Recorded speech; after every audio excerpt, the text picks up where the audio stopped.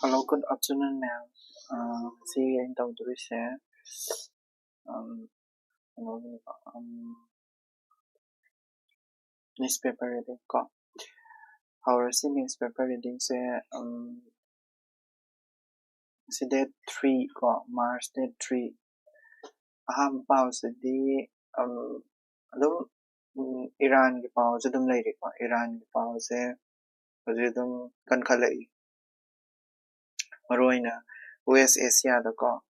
West Asia da adagi Narendra Modi na su kagi Saudi ki Prince Jordan Bahrain ki kining thousing da haibagi Indigo na su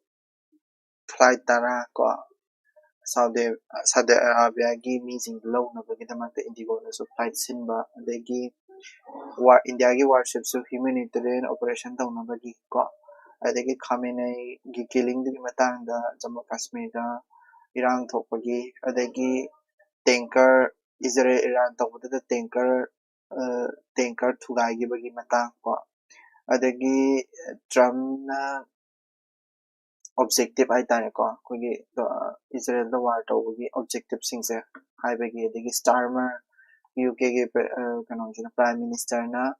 kadogi hara kanda magi base jina ba yai magi moise yaw gi hai bagi matang gi pao yaw ko adagi kanon da article da Israel da USA ga war sipa masih unipolar Asia da kamaina hadi kari Israel na tawriba thabak se kaino haibado unipolar West Asia haisina kaino ko Israel USA na unipolar West Asia da sagano hona bada kari tawi haibado gi matang da su yawi ko and map kara in minerakani ahamada sigi war gi pause ki matang da kara haijarake ko war gi pause ki matang da koigi war ji kana sathari ko war ji kana sathari maru aina koigi ngarang pau da thena ba no ta da ni phanam sire ko Iran ti ko ni phanam sire ado USA na point mari khak tham USA gi magi USA na Israel da war and the Iran da war to gi ko war to gi matang gi point mari khak tham Donald Trump na thame point jing je kaino ha kan de Iran gi missile capabilities में हमने चुकाई bye था Iran gi missile capabilities चुकाई बा और अदगी Iranian Navy चुकाई बा को Iranian Navy चुकाई बा अदगी कदोगे हर कंदा stop nuclear weapon सावा थिंग बा को aduga funding terrorist and the terror funding tawba thingba ko ai ngarang so ini nagre terrorist Iran na tawisa terrorist mayam ma funding taweba ko adugi funding tawba mayam sing do thingba ha sis ni ko maina di US na law thokrise aduga sidaista koigi kai haidoino koigi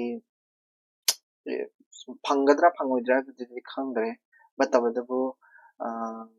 कोगी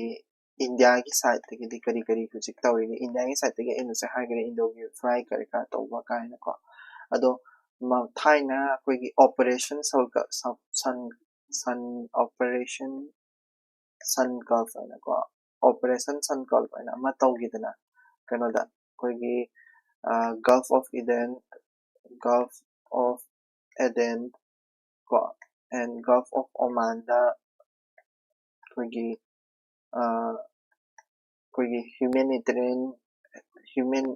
humanitarian assistance and disaster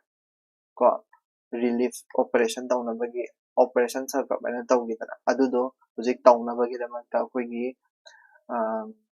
koigi India gi so koigi India gi ship khara dum ready da lay adu maming do hasalo exam da ko exam da maming jang pe operation sun ko phaisene ko koigi adi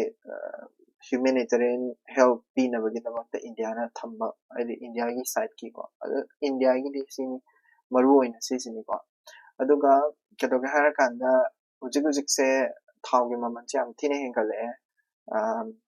$80 per barrel ꯌꯧꯈ꯭ꯔꯦꯀꯣ ꯑꯗꯨꯅ ꯊꯥꯎꯁꯦ ꯇꯥꯡꯈꯠꯂꯛꯑꯅꯤ ꯊꯥꯎꯁꯤꯁꯨ ꯂꯩꯅꯅꯕ ꯍꯧꯖꯤꯛꯁꯤ ꯉꯔꯥꯡ ꯑꯩꯈꯣꯏꯒꯤ ꯏꯖꯔꯦꯜꯅ ꯑꯩꯈꯣꯏꯒꯤ attack ꯇꯧꯔꯤꯕ ꯀꯩꯅꯣꯁꯦ nuclear side ꯍꯥꯏꯇꯥꯔꯦꯀꯣ nuclear side ꯉꯥꯛꯇꯅꯤꯀꯣ ꯁꯤꯁꯦ ꯅ꯭ꯌꯨꯀ꯭ꯂꯤꯌꯔ ꯁꯥꯏꯠ ꯈꯔꯒꯤ ꯃꯅꯨꯡꯗ ꯁꯤꯒꯤ ꯅꯥꯇꯟꯁ ꯍꯥꯏꯁꯤꯁꯨ ꯑꯃꯅꯦꯕꯀꯣ ꯅꯥꯇꯟꯁ ꯍꯥꯏꯁꯤꯁꯨ ꯅ꯭ꯌꯨꯀ꯭ꯂꯤꯌꯔ ꯁꯥꯏꯠ ꯑꯃꯅꯤ ꯃꯁꯤꯁꯤꯅꯤꯀꯣ ꯏꯖꯔꯦꯜꯅ ꯑꯦꯝ ꯇꯧꯔꯤꯁꯦ ꯌꯥꯝꯅ ꯀꯣ ꯑꯗꯣ ꯍꯧꯖꯤꯛ ꯏꯖꯔꯦꯜꯅ ꯏꯔꯥꯟꯗ ꯍꯤꯠ ꯇꯧꯔꯤꯕ ꯃꯐꯝꯁꯤꯡꯁꯦꯀꯣ ꯑꯣꯟꯒꯣꯌꯤꯡ ꯇꯧꯔꯤꯕ ꯇꯥꯔꯒꯦꯠ ꯇꯧꯔꯤꯕ ꯃꯐꯝꯁꯤꯡꯁꯦ ꯑꯌꯥꯝꯕꯅ ꯁꯤꯁꯤꯅꯤꯀꯣ ꯇꯦꯔꯔꯁꯤꯕꯨꯗꯤ ꯐꯖꯅ ꯇꯧꯔꯦ ꯀꯣ ꯅꯦꯛꯁꯇ ꯄꯩꯈꯥꯒꯤ ꯈꯛꯇꯪꯒꯤ ꯈꯜꯂꯒ ꯇꯧꯁꯤꯀꯣ ꯑꯇꯩ ꯀꯩꯅꯣ ꯇꯧꯗ꯭ꯔꯁꯨ ꯑꯗꯨꯗꯨꯒ ꯑꯩꯈꯣꯏꯒꯤ ꯏꯔꯥꯟꯅꯁꯨ ꯑꯩꯈꯣꯏꯒꯤ ꯀꯨꯋꯦꯠ ꯏꯔꯥꯛ ꯑꯗꯒꯤ ꯕꯦꯔꯦꯟ ꯑꯗꯒꯤ ꯁꯥꯎꯗꯤ ꯑꯔꯥꯕꯤꯌꯥꯗ ꯑꯦꯇꯦꯛ ꯇꯧꯔꯛꯑꯦ ꯀꯔꯤ ꯗ꯭ꯔꯣꯟ ꯈꯔ ꯁꯤꯖꯤꯟꯅꯔꯤꯀꯣ ꯂꯥꯏꯛ ꯁꯍꯤꯠ ꯗ꯭ꯔꯣꯟ ꯍꯥꯏꯅꯀꯣ ꯁꯍꯤꯠ ꯗ꯭ꯔꯣꯟ ꯍꯥꯏꯁꯤꯁꯨ ꯅꯤꯡꯁꯤꯡꯁꯨꯀꯣ ꯁꯍꯤꯠ ꯗ꯭ꯔꯣꯟꯁ ꯑꯗꯨꯒ next Israel US and the war to build a unipolar West Asia unipolar West Asia haibadi tongan nakpak tanadaba unipolar oiba haibadi kaino harakanda kano amakatangda yengba haitare-ko koigi unipolar oiba West Asia ama puraknabagidamakta ꯑꯩꯈꯣꯏꯒꯤ ꯏꯖꯔꯦꯜꯒ USA ꯀꯤꯁꯤꯅ ꯍꯧꯖꯤꯛ ꯇꯧꯔꯤꯕ ꯄꯣꯠꯁꯦ ꯀꯔꯤꯅꯣ ꯁꯤꯅꯦꯕꯀꯣ ꯀꯔꯤꯅꯣ ꯍꯥꯏꯇꯥꯔꯦꯀꯣ ꯍꯥꯏꯗꯤ ꯑꯩꯈꯣꯏꯒꯤ ꯌꯨꯅꯤꯄꯣꯂꯔ west ꯑꯦꯁꯤꯌꯥꯒꯤ ꯀꯟꯇ꯭ꯔꯤꯁꯤꯡꯁꯦ west ꯑꯦꯁꯤꯌꯥꯒꯤ country ꯍꯥꯏꯇꯥꯔꯒꯗꯤ ꯑꯩ ꯎꯠꯂꯛꯀꯦꯕꯀꯣ ꯋꯦꯁ ꯑꯦꯁꯤꯌꯥ ꯍꯥꯏꯁꯦ ꯀꯩꯅꯣꯁꯦꯀꯣ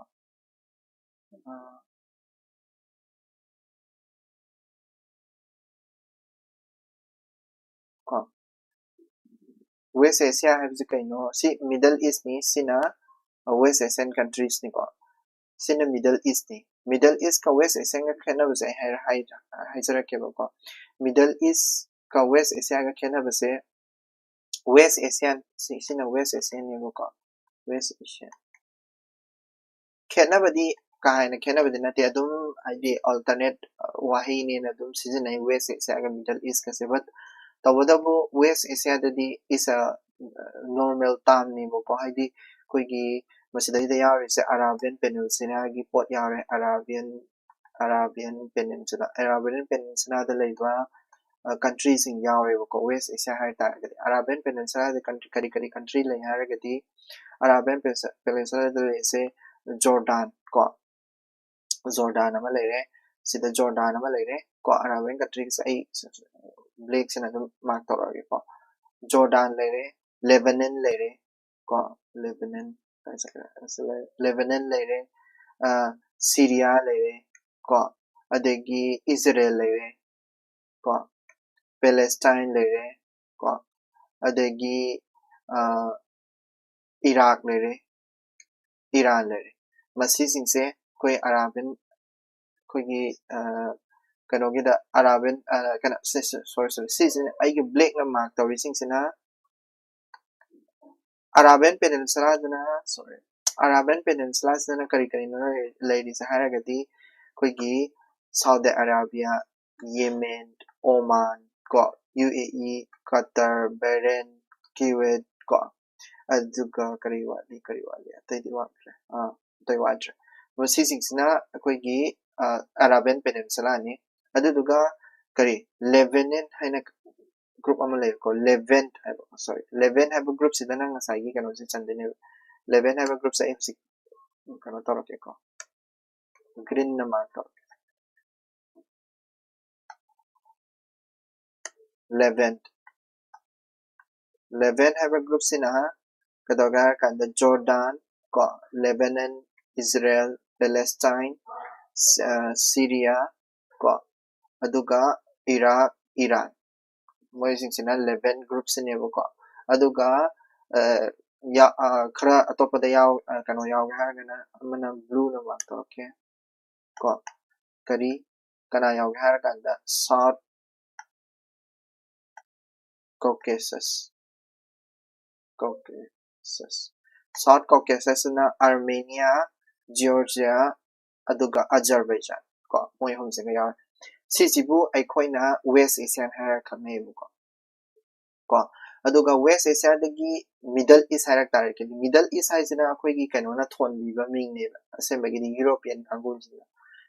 kangu ji na thon bi ba ming ne adu sida Middle East har tar ga ding asai gi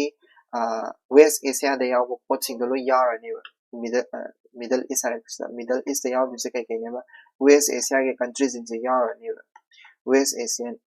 countries in ki har ba West Asian countries when to lo yar ne ko adu West Asian minus kadaba masagi Caucasus sabidi masagi Georgia Armenia Azerbaijan ani je amoi ahum jalo thokrani ko atai dilo yarni ba adu duga kari hapchalaktiba minus ni ko se adu ga plus kari hapchalaktiba Egypt hapchalakani ko Egypt plus kari Turkey Egypt na sila re duga Turkey mabani sa hapchalani adu duga Georgia ga Armenia ga Azerbaijan ga si sina lo thokrani ko aduduna Middle East ko tuini Middle East ka West Asia ga khena ba khangani ko aduduga yam khena ba dinate adum Middle East ba har adagi West Asia ba haro adum the alternate oina adum season ba di ya ko kashu khena ba dinate but the Middle East hai sina European jing na thon bi ba ming ne ba adu hai colonial term oye ko aduga kadoga West Asian hairak targa it's a purely geographical point of view da haibani ko adu khangani ko Arabian Peninsula da kari leba Kuwait Bahrain Qatar UAE ko adagi Oman Yemen ko moijing chalai to ni ba aduga kanoda Levant haraga na kari no haraga di Palestine Jordan Israel Lebanon Syria Iraq Iran ko masisi ko Levant South Caucasus haragana Georgia Armenia Azerbaijan ko sising sinema sisi khangani ko adi terminology moine seasonal terminology so atopada haragadi akoigi GCC ena lai GCC ji kari country singa harakanda Saudi Arabia ko Saudi Arabia digi Kuwait Bahrain Qatar UAE Oman masising se sidai sina ngasai gi koigi Arabian countries ta kari yaute koigi kano Arab Peninsula da leba Yemen si Yemen yaude adagi Gulf countries khara sulai ko Gulf country haraga khara sulai ba Gulf country hadi koigi kano se Persian Gulf countries hai tare Persian Gulf countries tadi kai no Oman UAE Qatar Bahrain Kuwait Saudi Arabia adagi Iraq Iran ko Iraq Iran ngase Iraq Iran Yemen moi hum se kari ba Iraq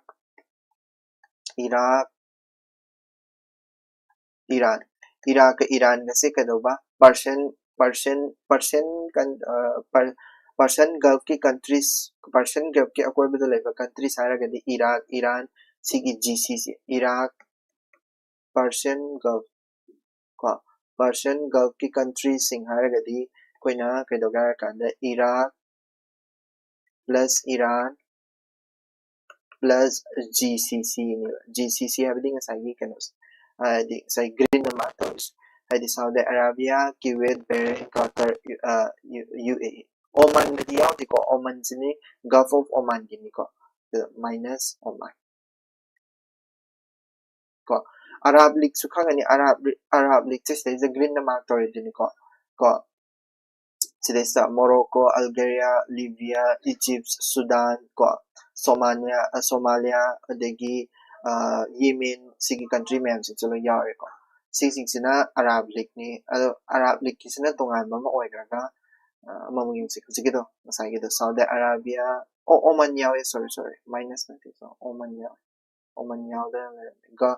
id kanogi Persian Gulf ki countries Persian Gulf ki koi bade di Oman che Persian Gulf ki koi bade di yaw ne ba do Persian Gulf countries haragadi Gulf countries ni ko season this is the Gulf countries the loyal Gulf countries sina Gulf countries ko Gulf countries da di Oman yaw ko habidi sisna Persian Gulf ki countries ne Persian Gulf question ma countries ne wasdana Oman ji lokthok ko Oman yaw di taseng madi haidi sije sigi area sine ba koi gi Persian Gulf hai se ko or Oman ji yaw de Oman gi ni Gulf of Oman hai masa gi lei jai ko adudune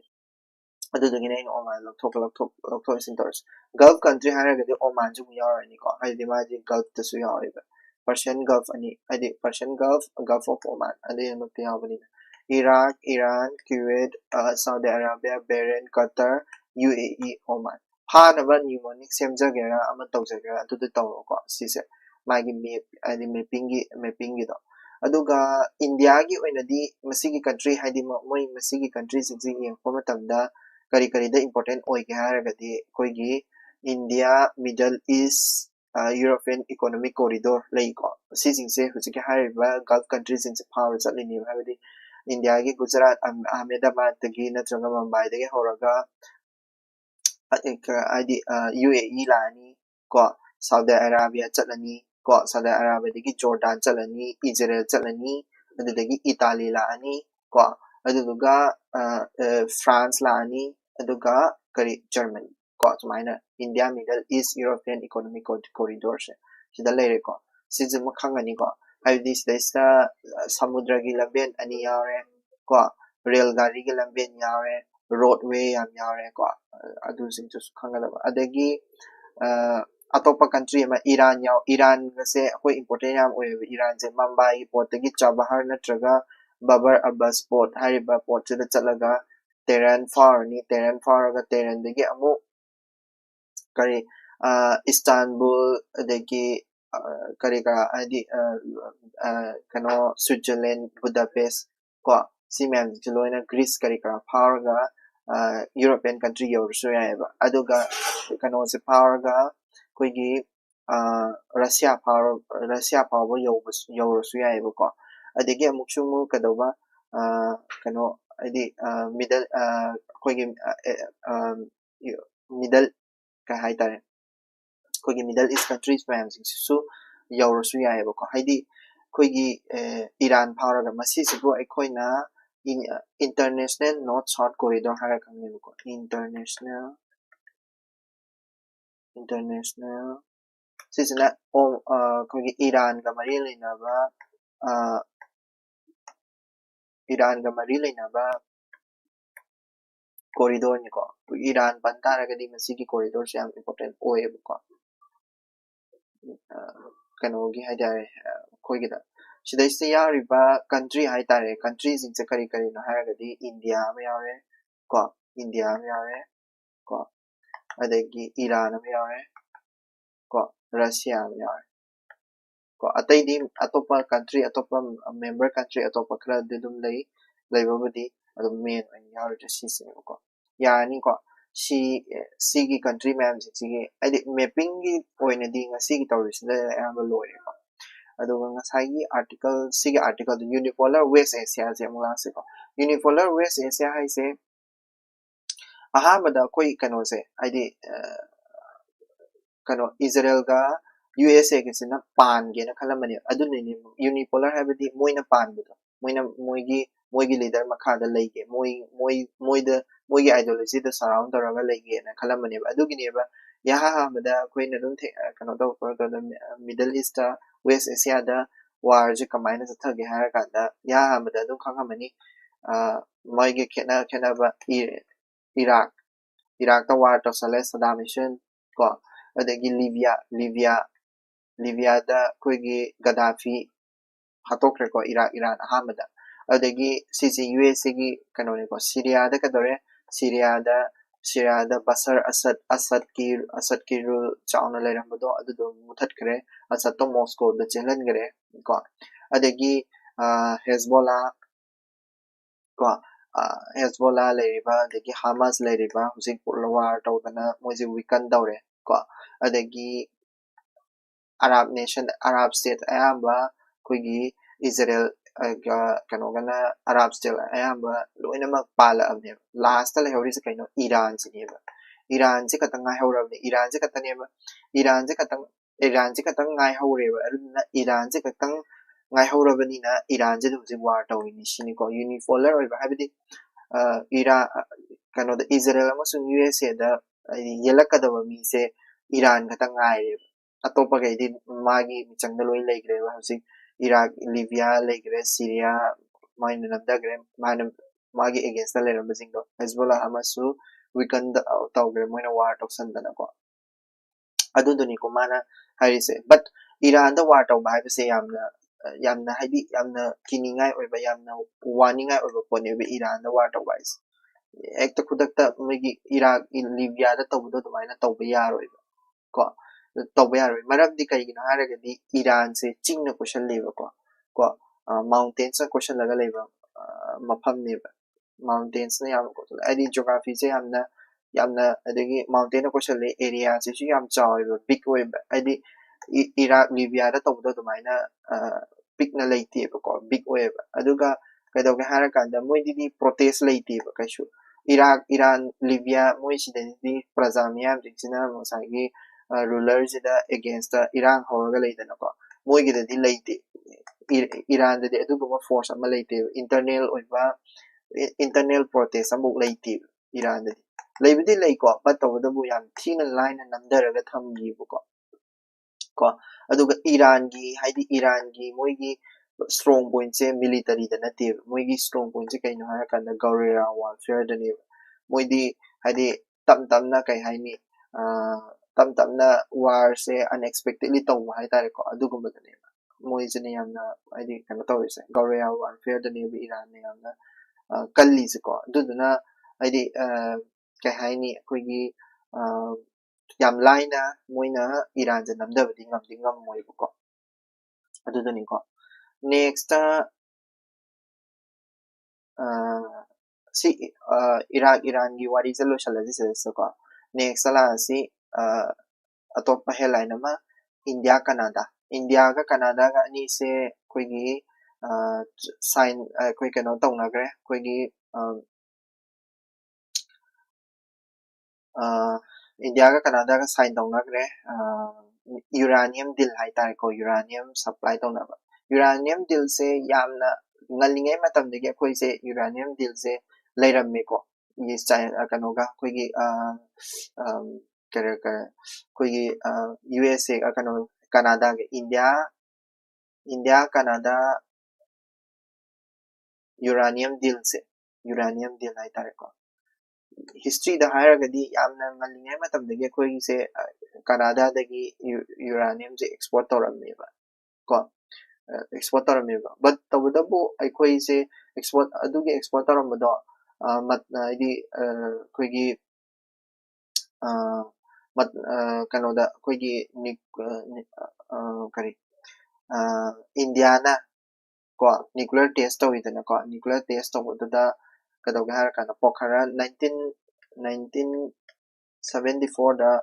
nuclear test ama tawidana Pokhran da adudaida kadoga harakanda Canada sina sanction thamakpane world government sanction thamakpadagi kadoga harakanda koigi smiling buddha da test tawba matamsida India da koigi plutonium se piraktabane ko India Canada uranium deal se plutonium hariba potsineba ayamana reactor da sisinari se so ko Cyrus reactor hana lei ko adu da sisinari se adu Canada dagi piramado Canada na piraktabane 1974 da ko adui matung dagi kadoga harakanda 1970 da piraktabadagi amu 2008 da koigi nuclear supplier group sina koigi nuclear supplier group sina koigi India na thingamba punamak se thingidabadagi amu Canada siga mari amu paganare hantak hoji amu uranium deal se amu tawnadore uranium deal se tawnariba uranium deal se 10 years ki nuko chahi 10 gi ni ko sinataba deal mayam amasu sign tawnai maruina sisina first deal uranium deal sina first deal hele second deal dana koigi SEPA is a kind of comprehensive economic partnership agreement. Masih directly yanadri but tawdabu yanadore. Ko SEPA panmulo tamda ko na kari country ningjing biya India ga SEPA ga India na SEPA agreement si adi si kariba comprehensive comprehensive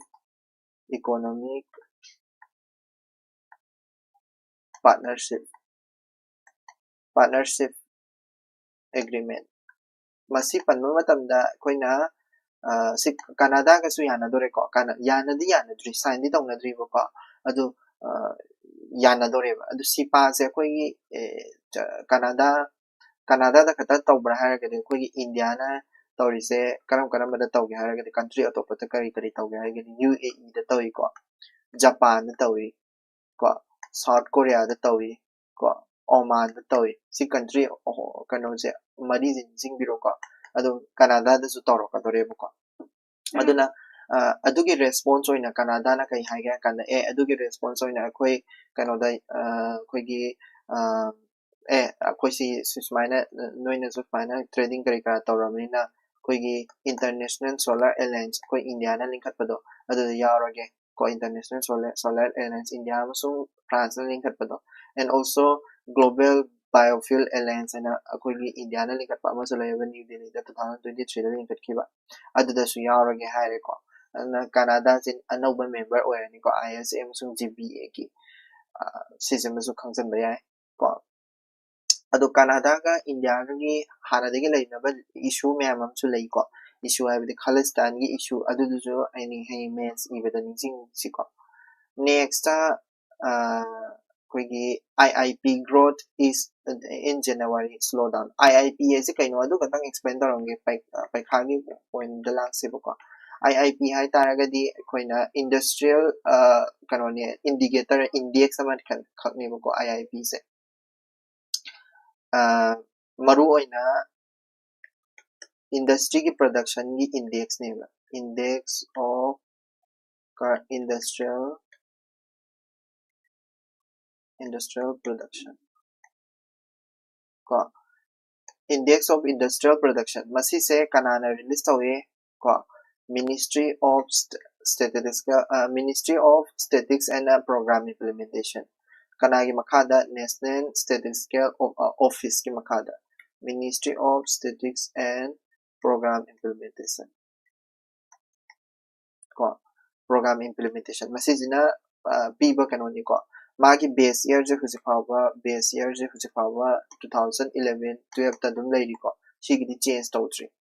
ko GDP kari kara gi change tawre na ko ad sigidi change tawtri magi da kari haini akoigi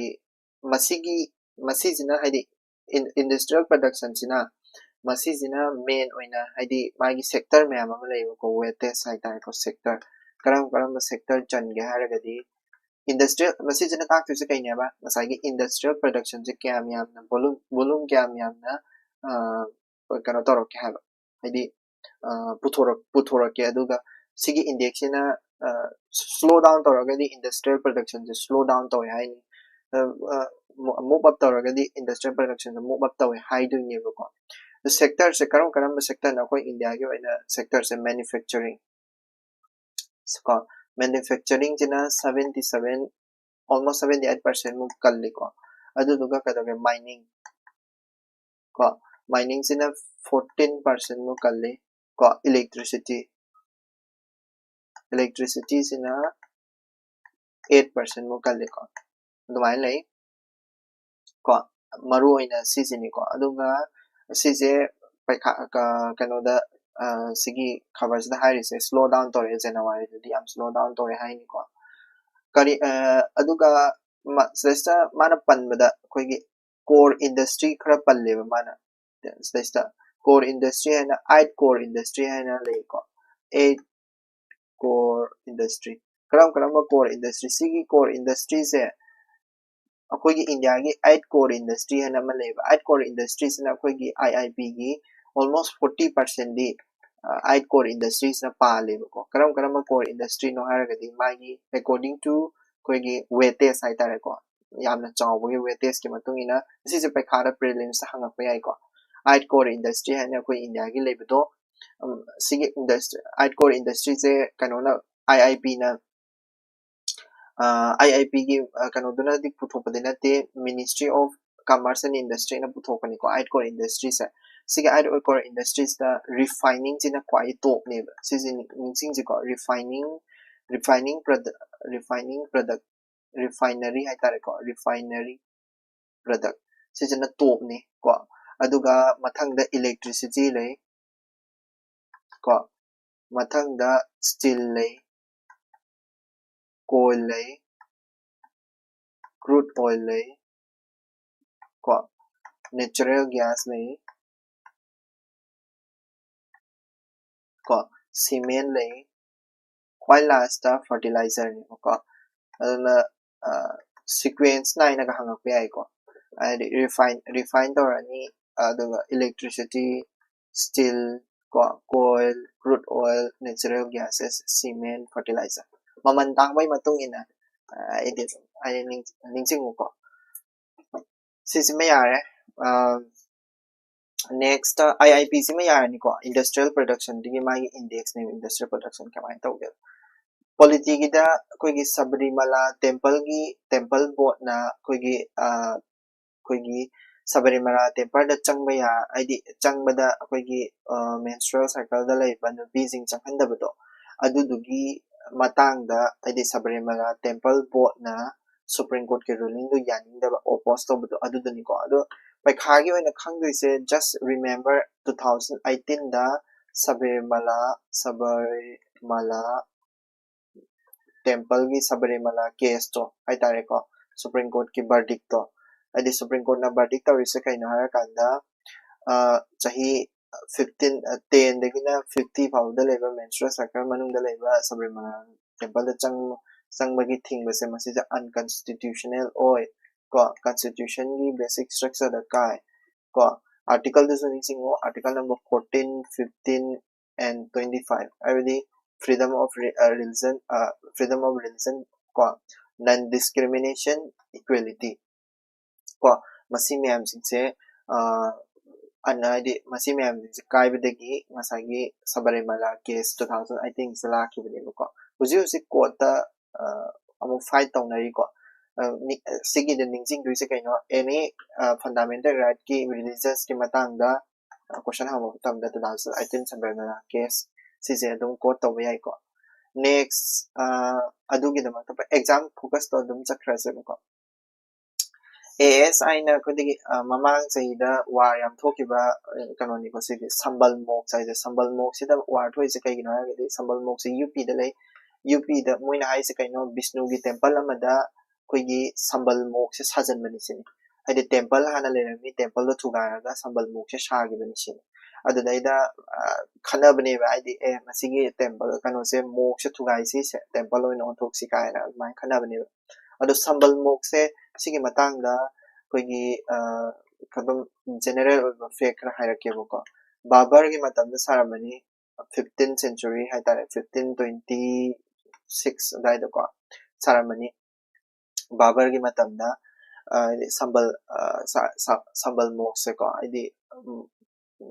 matam da saramani na yam li de ko idi kano saramani ASI na is the ASI is na kari no ASI is kai no ra the archaeological survey moina survey is na study to matam da ka dor ga hara kanda asagi si sambal mok se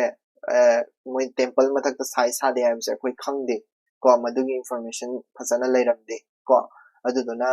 archaeological survey vidana is sambal mok se mana kana sarami adubudi khangi karam kan sarami adubudi khangi batabadabu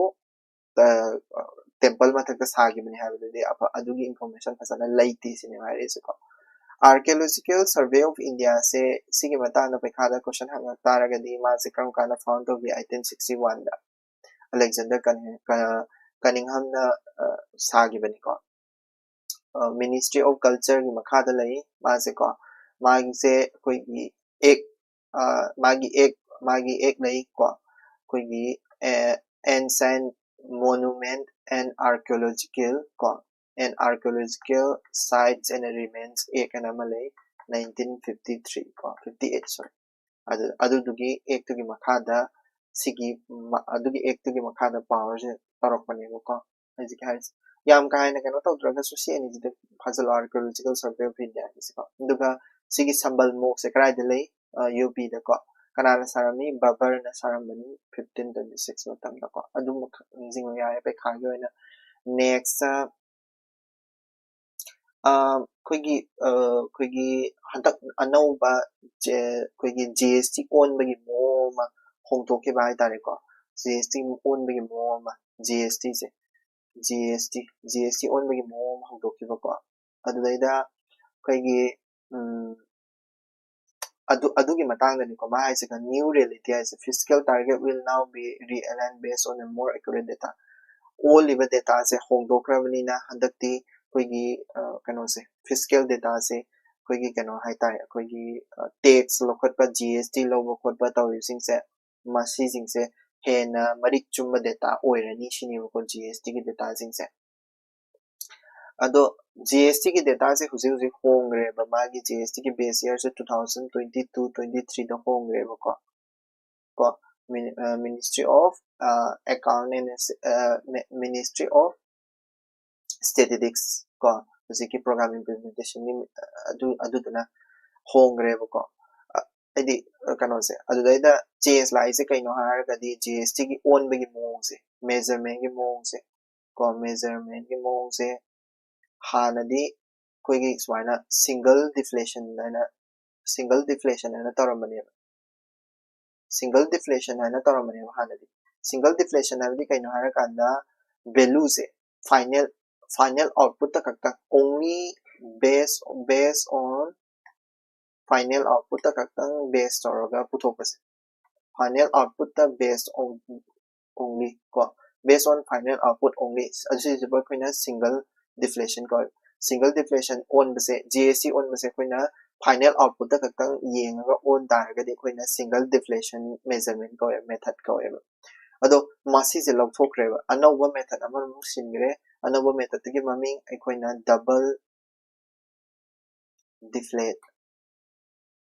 double deflation and masi jina karina base tawdena haragani base based on input tasu based tawre ko aduga output tasu based on input and output tasu based tawre ko input and output animakta based tawrabnina ngasai gi kadawge harakanda measurement ji hena phaba ide hena marik chumba measurement ama la ani ko adudaida sidayda su akoigi kanoma akoigi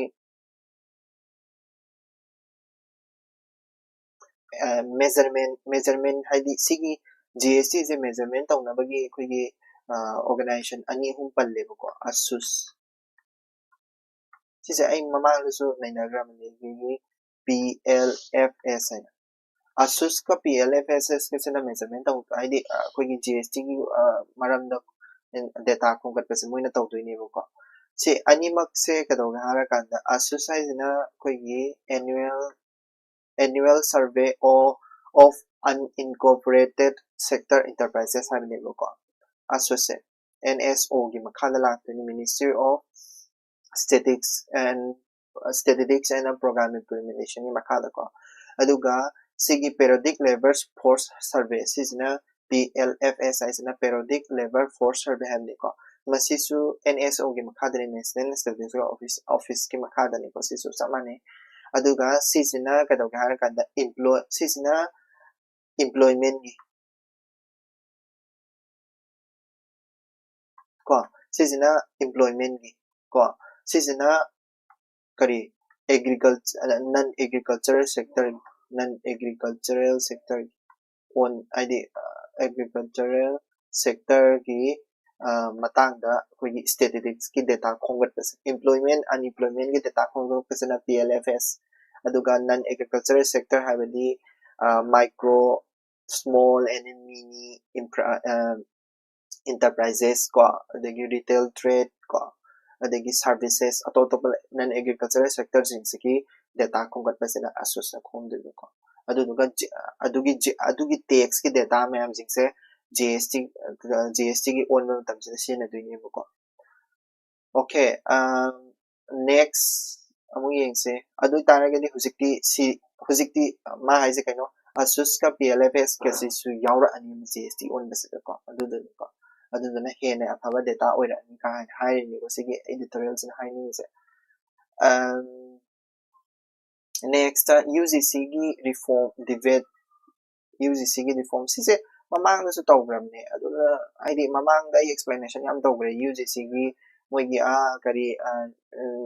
OBC yahonli kain tawboi matang idoni ko sini mamang da su tawbramne ai tawrako mi yam sanga ni videos adagi rethink text search for the digital is ko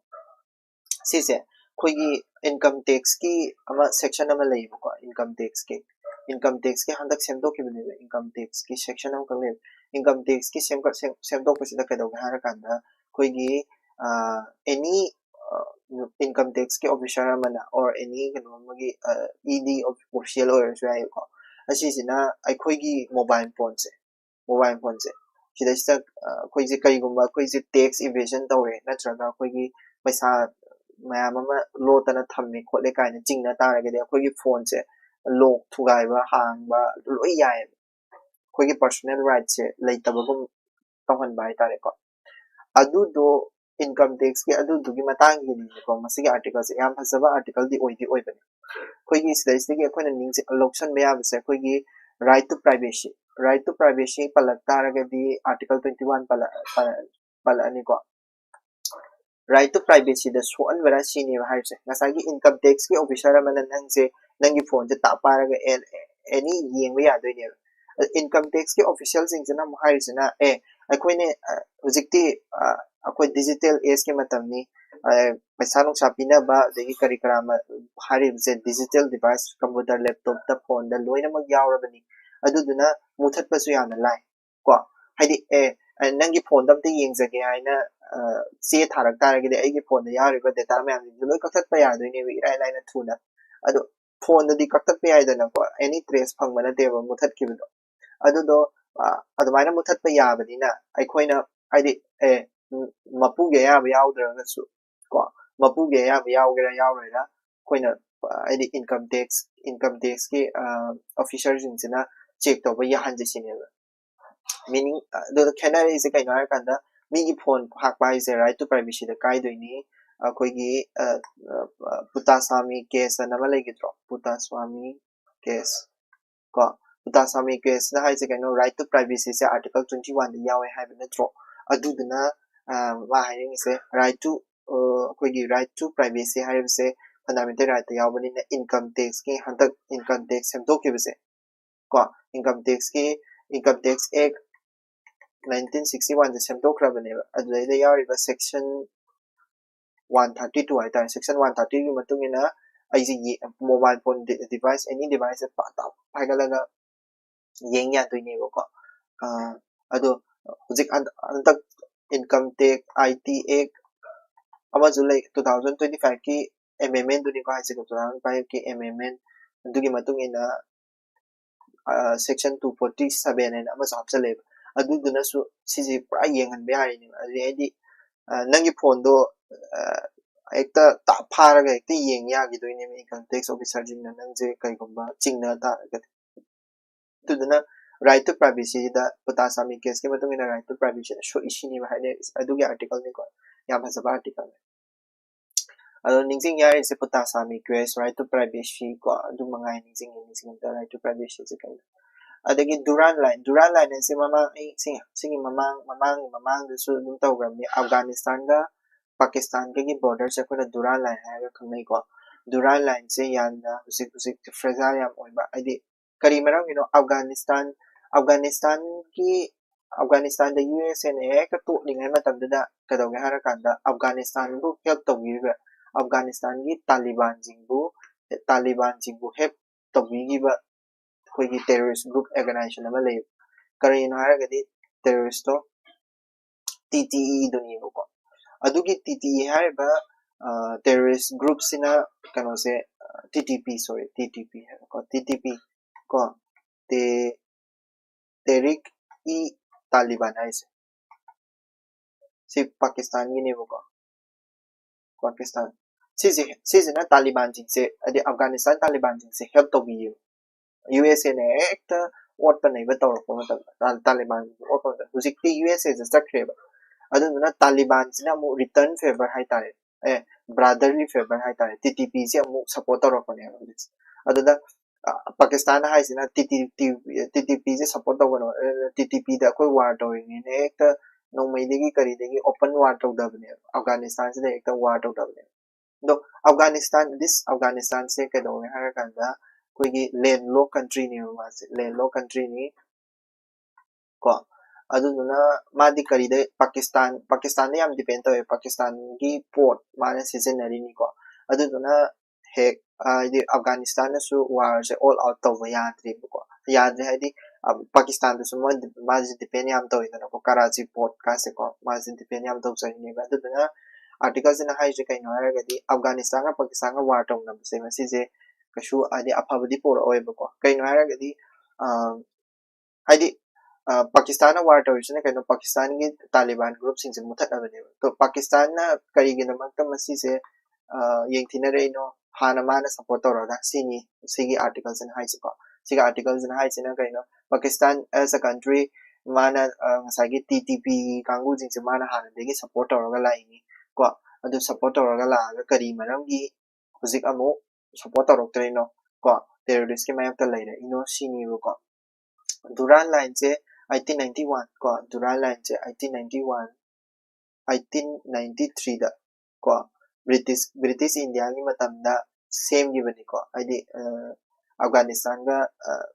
border oina adi matam da khoi gi Duran line se matam da buffer zone oina same gi ni ko matam da ya di ko baban ya dri se kara no adi khoi gi kaino power ga Baluchistan adigi kari kara power ga chatpagi ko ya gi dam ne matam da su ya gi dam ne hujik chu dum Duran line gi ya dri ko ado Duran ya dri hare ga su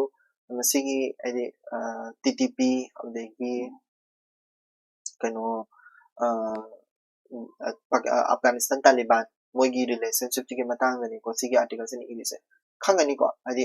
kaino se adi hujik taw nari Afghanistan Pakistan war taw nari se si ni ko next NAT season biotech ki question da hangak pe hai na sum singkala ko ni ko NAT ai se kaino har ga di nucleus ha ko nucleic acid test ha ko nucleic acid test hai se kaino har ga di akhoi gi blood transfusion tawda ai blood akhoi gi ko Madhya Pradesh adagi Jharkhand da ngarang kuidi numit 10 ni muki mamang da Madhya Pradesh da angang taruk ko koigi blood transfusion tawda ko koigi HIV positive oiba blood kapsalak tana HIV positive oigiba ai angang taruk 6 children ko angang taruk HIV positive oigiba adudagi kadaga Supreme Court na hai se kaino ha kan NAT se blood transfusion da blood transfusion tawjingai da NAT se test taw se sine NAT se na khara de ena thui ko kari gina har ga di ma di nucleic acid test di koi gi DNA RNA se direct test taw ne DNA RNA se direct test taw ta ga di koi na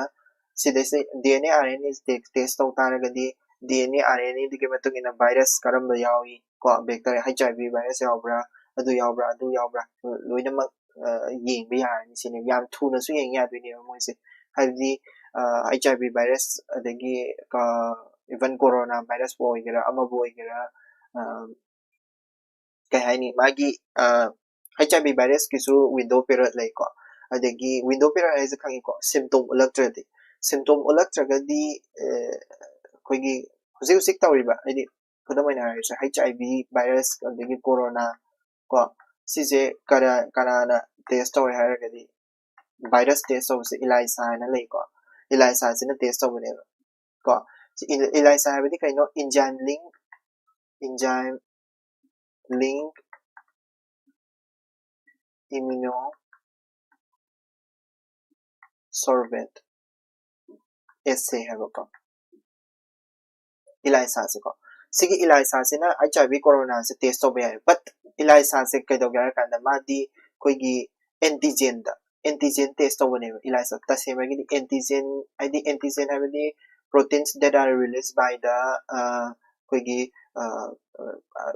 virus receptors to haitare ko antigens and antibodies haragadi akoi exam manungdagi thokpa koigi antigen je neutralize tawna honabada tholaiba koigi antibodies se masising je tholagadi HIV mahik se sangagadi HIV ge antibodies tholagadi HIV lere corona lere ko anti HIV ge antigen phangadi HIV lere adumaina thibaniba ado ELISA ibse test taw matamdadi akoise kai haini magi window period sedadi khangdiba window period habidi kanu HIV gi su window period lay ko hepatitis C ga se lay ko HIV gi di 22 days phawdi koi window period 22 days phawdi ko ELISA se test taw HIV se khangweba ko adegi kano hepatitis C kaina lay ko hepatitis C da su koi gi kado ga hara kanda magi window period sukumidik chaw 60 days in lay 60 days se hepatitis mahik se lay so koi se ELISA test taw samsida magi antigen antibodies so thok tabanina khangweba but ko nucleic acid test masigi nucleic acid test se taw taragadi ko nucleic acid test se taw taragadi koina HIV se 22 days pawdi khangwoi doni HIV se koina 9 to 11 days khangniba kaina di madi antigen the test of antigen the antibodies the test of madi direct DNA RNA the test of DNA RNA se kaigomba HIV ge RNA DNA se phang taragadi adu virus to laini haina lawdini aduna yam thuna tawba yabado adu paisa di yam changi ko masise paisa yam changi meaning di nucleic acid test of se around 1000 adwain changi ko 1000 rupees adwain changi aduga ELISA test tawdi sumtangi lupa chani chahumda dum losan yai ko chani chahumda aduna kana toy si ELISA test de ko government recognize story ko haidi HIV test tawnaba HBC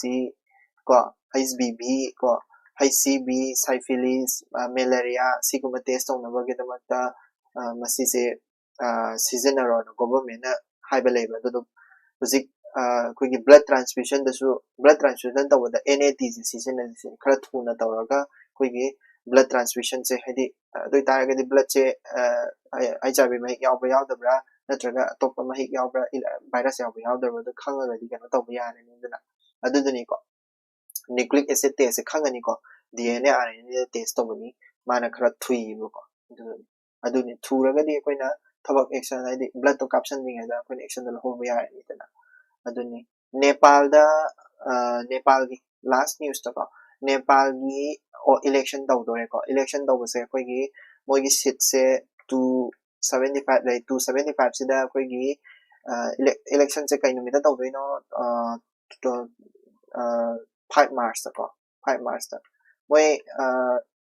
kano huzik koigi ziki kano na Susila Karki na koigi hanagi chief justice oramba nupi mana oigidana ko huzik oiridana interim government do adudo huzik oiraroi date 5 ta moi parliament election tawrani party myam ama lanthing na duri ko ado 275 sida kanagumana 138 ki marks phangaba adu taragadi dum boche ka doini ko ado bot hada basida ngasagi ani thongna boche elect tawduri ko amana FPTP model amasung proportional representation ko FPTP amasung proportional representation tawra tangkai na kai khanduri bhabdi FPTP dana 165 tawra proportional representation dana 110 tawra ko moigi dadi election je ama khatang da tawde akoigi oina di lok sabha gi election je PR proportional representation je oina taweba akoigi dadi moigi di ani ma pulapuna tawbini ko pass the post election pass the post election ai se kaino haragadi voter kwai yamba mi do majority habam leite bis lese ko voter magi voter sida kwai yamba mi do adu dum first pass the post election voter machine hai tare mo majority